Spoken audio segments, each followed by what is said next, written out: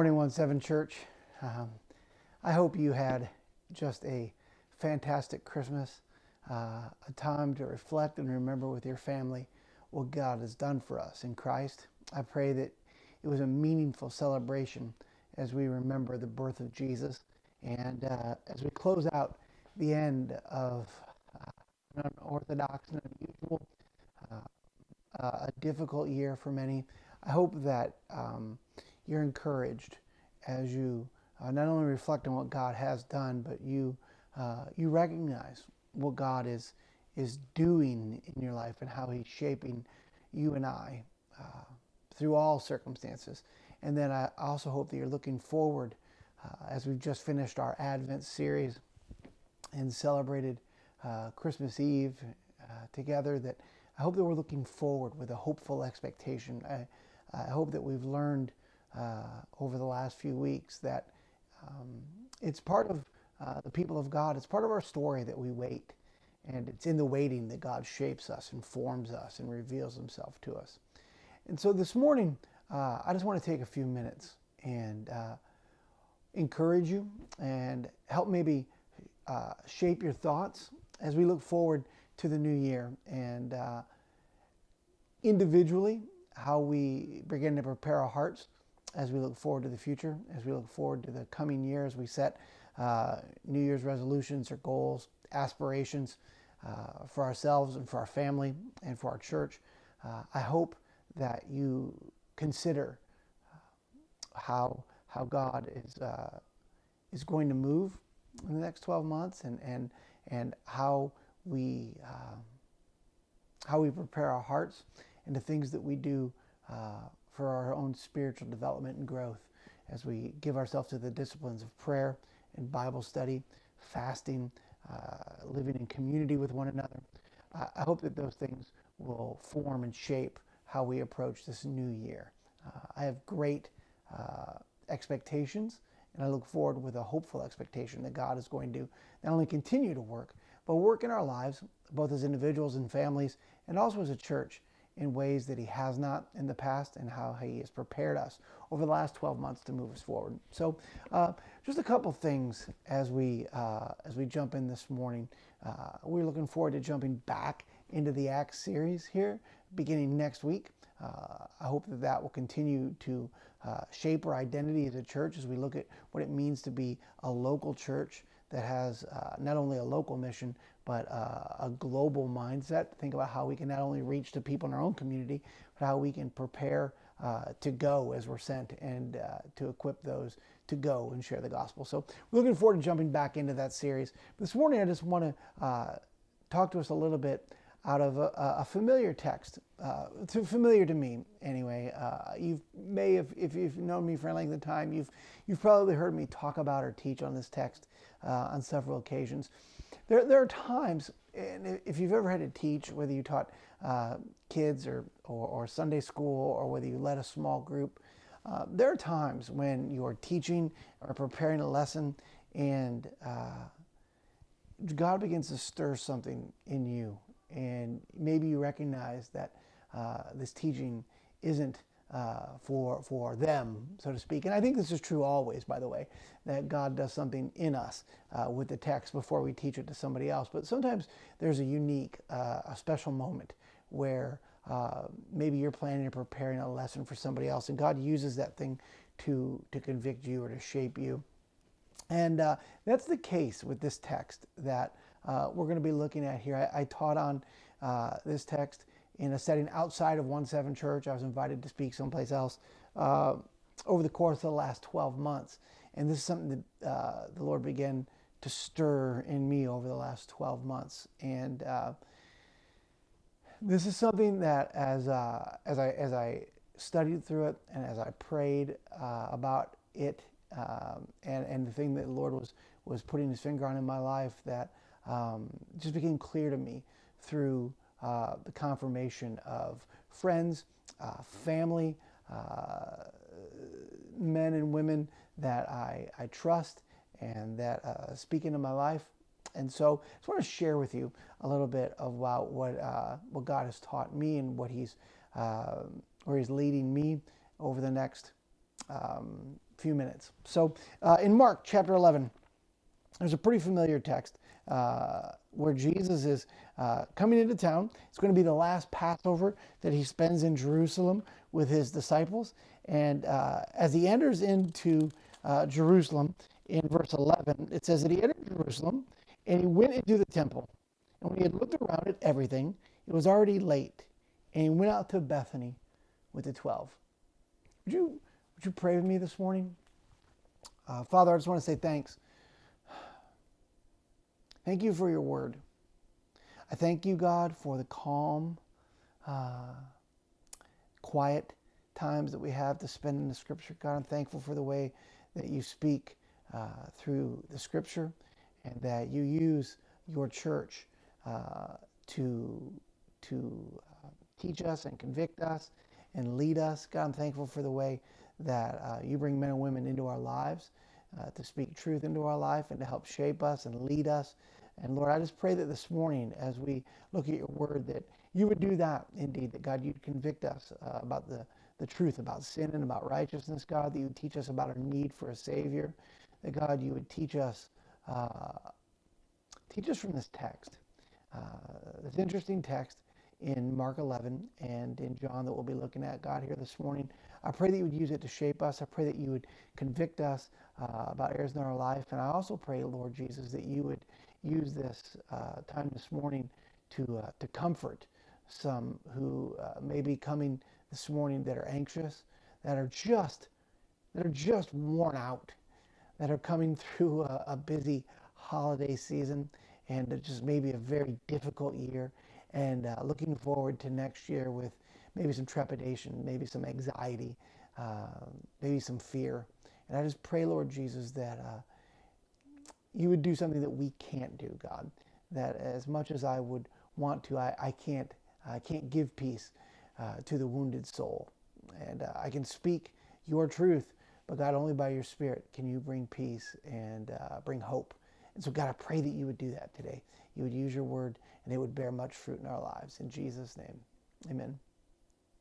So there's an interesting text here in Mark 11. Jesus and his disciples are heading into Jerusalem for the final time in Jesus' earthly ministry. And as he heads in, it's at night. And it says that he goes into the temple and he looks around. And this isn't the first time that Jesus has been at the temple. He's certainly been there before.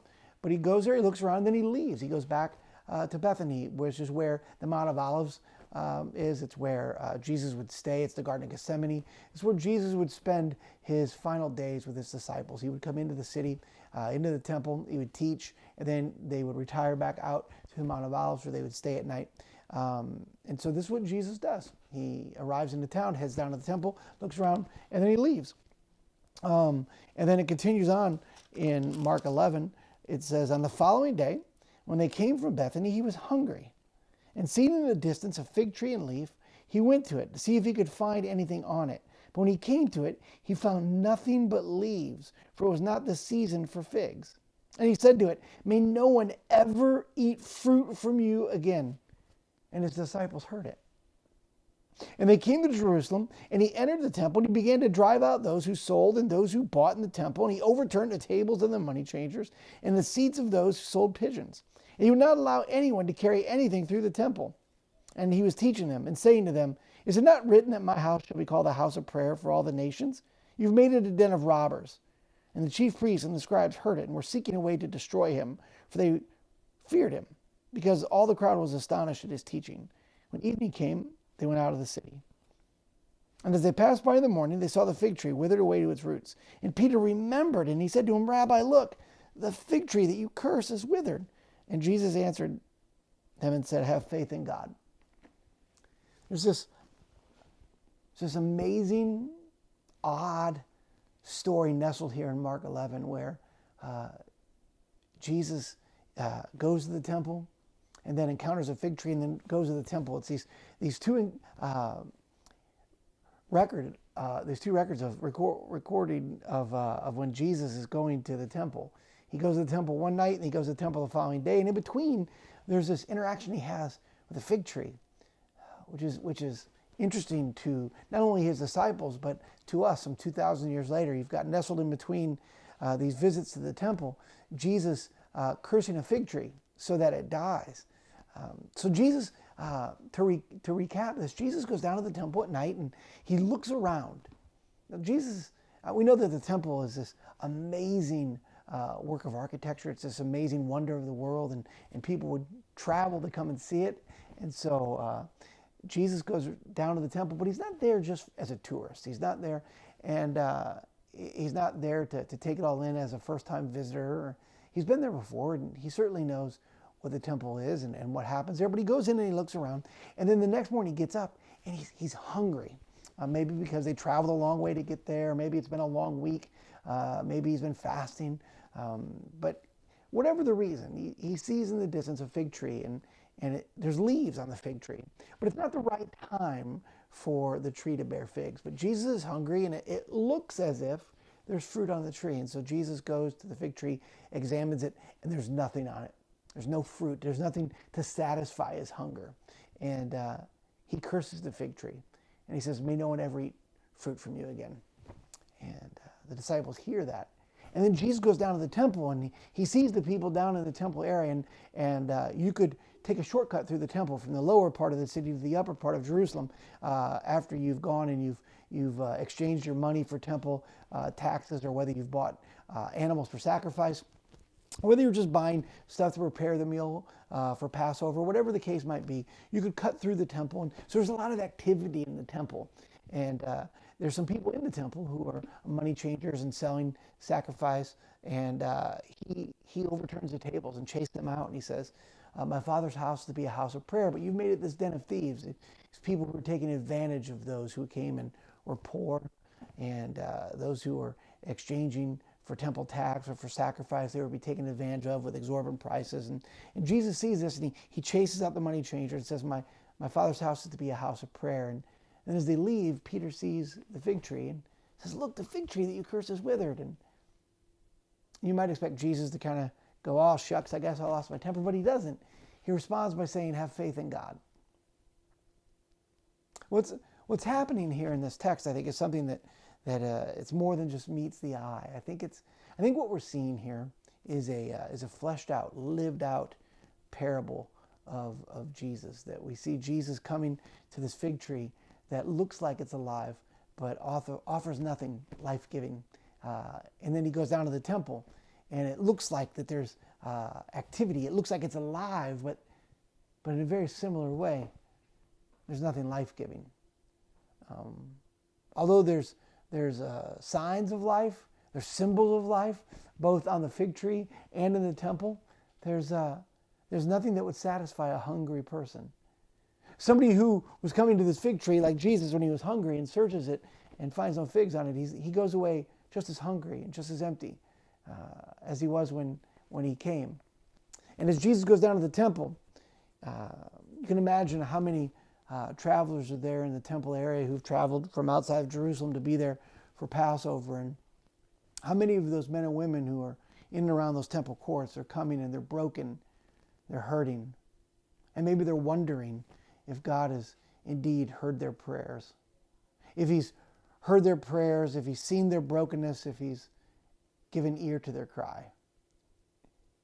And when Jesus comes to the temple, instead of seeing the people of God loving and serving one another, and the priests and religious leaders ministering and preaching and teaching the Word of God, what he sees is empty activity that isn't life-giving in any way, shape, or form. And so for those who are hungry for an interaction or with God or an encounter with his people, they go away wanting. They go away not satisfied. Their hunger not satiated. And this causes Jesus to overturn the tables and to kick the money changers out of the temple and say, "This isn't the intention. My Father's house is to be a house of prayer, and you've turned it into just mere activity, just movement, and it's really not life-giving at all." And over the last 12 months, God has used this text, and I think in this teaching, to prod me and to poke me and to search my heart, to see if my life has been life-giving, if it's been feeding to those that I come into contact with, if I'm giving out of the surplus, out of the overflow, if I'm leading or ministering out of the overflow of what God is doing in my life personally, or if I'm pulling deep out of reservoirs of water that aren't being moved, so to speak, if I am giving out of my poverty and not my overflow, if I'm ministering to and teaching and preaching and all of those things out of just activity, if I've gotten into a rut, if I've gotten into a rhythm. And I think the answer to that for me is yes, that I've been giving out of my poverty rather than my surplus. And that, I think, is probably a poetic way or a flowery way of simply saying that I have been operating on empty for some time, that I am I'm approaching, if not there, burnout to some degree. And so as I'm reading through Mark 11, it's a warning, I think, for me, and hopefully it serves as a warning to you as well, to not just get stuck in a rhythm or a rut of spiritual or religious activity that doesn't bear fruit in our life. This isn't to say that we don't love Jesus with all of our heart, our mind, soul, and strength. It doesn't mean that we don't love the Lord our God. It just means that we haven't paid attention to maybe the rhythms or the activities of our life, and we haven't given the care to our soul that we need, and we've been giving more than we've been taking care for our soul to get alone with Jesus. And that can be a dangerous place. For the leader, it can be a dangerous place for those that we're trying to serve, whether it is a pastor leading his church, or whether it's a husband leading his family, or whether it's a small group leader trying to lead his missional community. And so I just want to encourage you to examine your hearts, to see if somebody were to examine your life and see all the activity that's going on in your life. I mean, you're involved at 1-7 Church, or you're involved in your missional community, and you're serving and you're giving and you're doing all those things, and you're spending time reading the Scripture, but it doesn't. Life isn't flowing out of you. Like there's not a joy. There's not fruit from your ministry, and life feels a little black and gray rather than in vivid color, right? I don't know if that makes any sense to you, but if you ever lived there, it might make sense. So God began to use that text in Mark 11 to begin to convict me of some rhythms in my life, and of how I was leading and how I was serving, and how I could determine whether or not I'm leading on empty.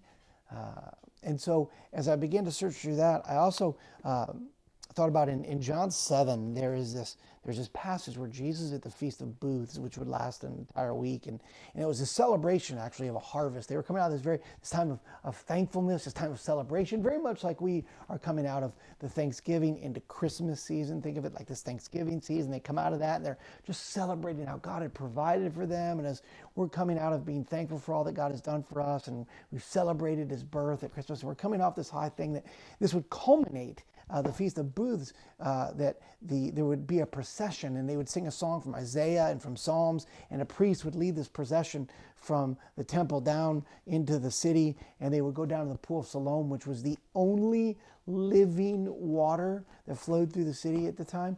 And so they would go down. It was the only living stream. It was a stagnant pool, and they would draw water from it, and they would pour it out of this silver basin onto the altar, and it would run down onto the steps.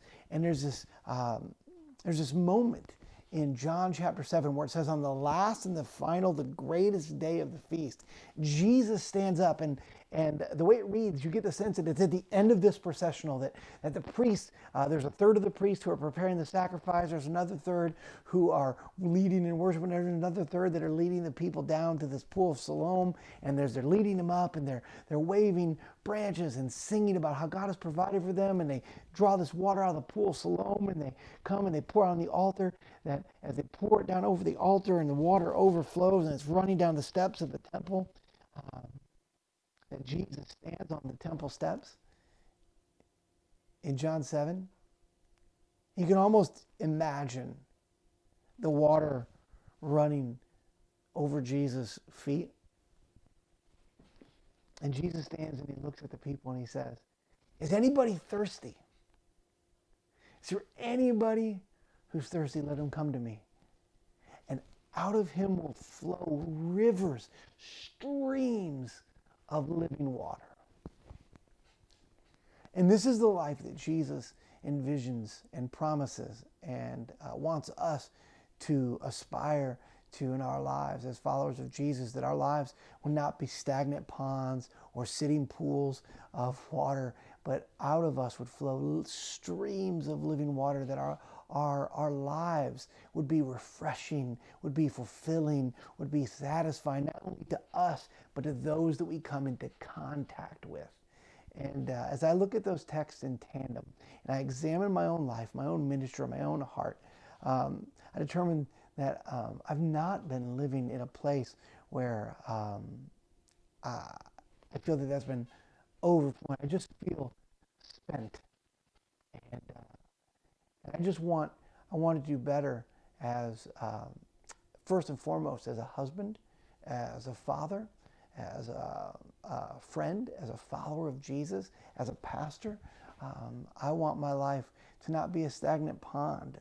I think when we serve out of our poverty, when we serve and we're running on empty, I think it's reflected in our service. It's reflected in my teaching. It's reflected in my family. It's in my relationships, in my friendships. It's reflected in my spirit, whether there's joy, all of those things. And so having said all of that, I just want to let you know that I've been on this journey now for a year or so of just examining those things and how I can better care for my soul and better lead my family and church. And so I approached the lead team, I don't know, 10 months ago or so, and just told them, "Hey guys, I'm beginning to I'm burning out, and I don't feel like I'm leading well." And then COVID happens, and we tried to figure out how we would navigate through that.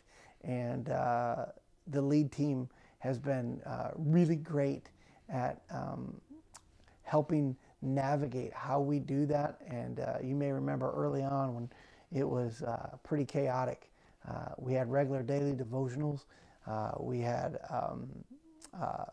guys from the lead team who were leading those and teaching. You guys have seen them teach here throughout the year. And so as I explained that to them, and then as we got through the end of this year and we were winding down, we revisited that again here in the fall. And I just expressed to them again my need for a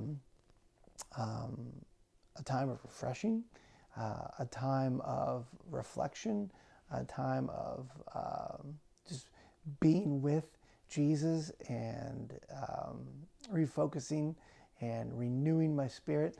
And so I say all that to say that the lead team and I have come to the decision that I will be taking a sabbatical from 1-7. If you're not familiar with church language, this is a time away. I'm not leaving 1-7. The lead team has not asked me to leave 1-7. I have not asked to leave 1-7. I am just going to take a break in order that I might spend time studying the scriptures, to not teach, but to nourish my own soul, to attend to my family, to attend to my calling, to be refreshed, renewed, so that I could lead in all of those areas better. And so beginning in January, I will be on sabbatical until Easter. And so I will be back beginning Easter weekend, Good Friday. And so I am asking you in the interim to pray for me, to pray for my family, to pray for 1-7 Church, and to pray for the lead team. I cannot begin to thank them enough for how gracious these men have been to care for me and my family, to lovingly provide a time like this. I know that it is not, this opportunity is not afforded to everybody. And so I cannot tell them how much I appreciate this time to be refreshed, renewed, refocused on Jesus and leading well. I hope that you will see a new, energized Charlie when I return. That is my prayer. I hope that you will be encouraged as these guys, the lead team, step up and are going to teach in the interim and continue all the day-to-day operations of 1-7 Church. That would typically be my responsibility. They're going to take care of that. And so it is a huge, huge blessing to myself and my family. And I know it's going to be a blessing to you as you get an opportunity to hear the heart of these other leaders who are going to be able to speak into your life for the next couple months. So I hope that this isn't just a message about me. I hope that this is something that will cause you to reflect as well. Is your life characterized as one as a stagnant pond or streams of living water? And if somebody were to be hungry for God in your life, and they see your life, and they see all the activity in your life, and they will come to examine it and to say, I'm hungry, would your life have anything to give them, or would you come up empty? And so it's my prayer for you this morning that this will be hopeful for you, that it will be convicting, it will be comforting. And I just want to encourage you that if you are overwhelmed, if you are feel broken or hopeless, if you feel like you are burning out, if you feel like you're at the end of your rope, know that I 100% can identify with you.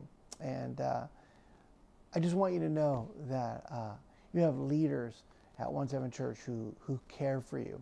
And we want you to share those things. Don't suffer alone. Don't try to hide that, but bring it to the light and bring it to someone who can walk alongside of you, who can pray for you, who can encourage you.